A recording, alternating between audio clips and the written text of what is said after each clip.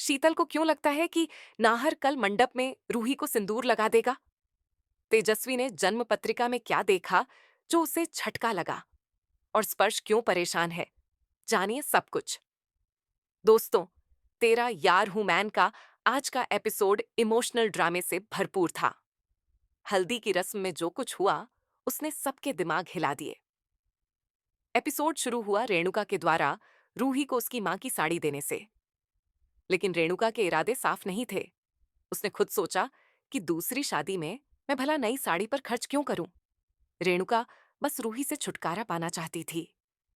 रूही अपने कमरे में रो रही थी। एक तरफ उसका प्यार नाहर और दूसरी तरफ दादी से किया वादा।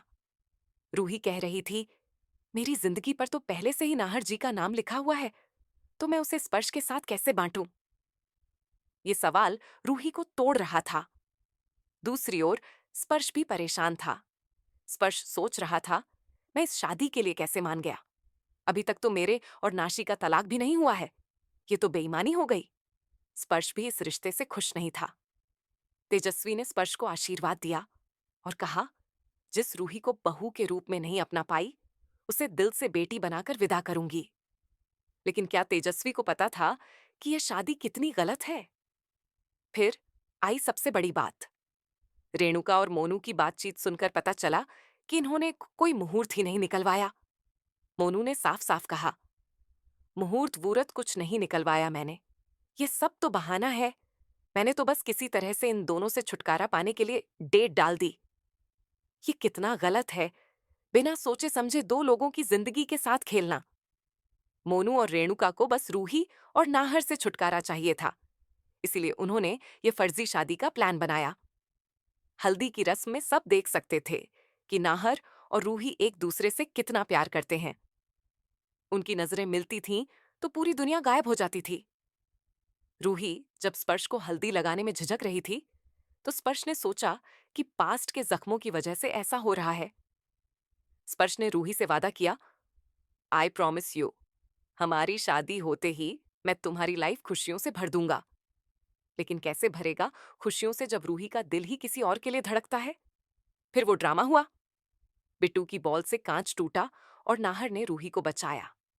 इस दौरान नाहर की हल्दी रूही के गाल पर लग गई। शीतल को यह देखकर जैसे सांप सूंघ गया।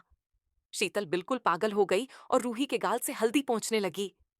ये मेरी और नाहर जी की हल्दी है, ये इनके गालों पे नहीं रह सकती। शीतल चिल्ला रही थी। नाहर ने शीतल को डांटा, स्टॉप इट शीतल, पागल हो गई हो क्या? नाहर ने समझाया कि उसने रूही को सिर्फ बचाया था, लेकिन शीतल का डर बढ़ता जा रहा था।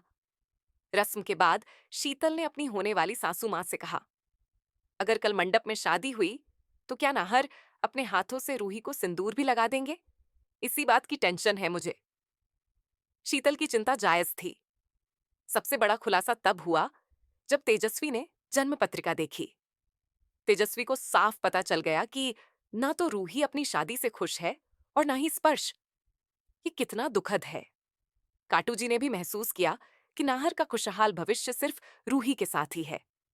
उन्होंने देखा कि नाहर खुश नहीं है शीतल के साथ। अगर वो खुश होता तो महीनों तक उससे दूर नहीं भागता।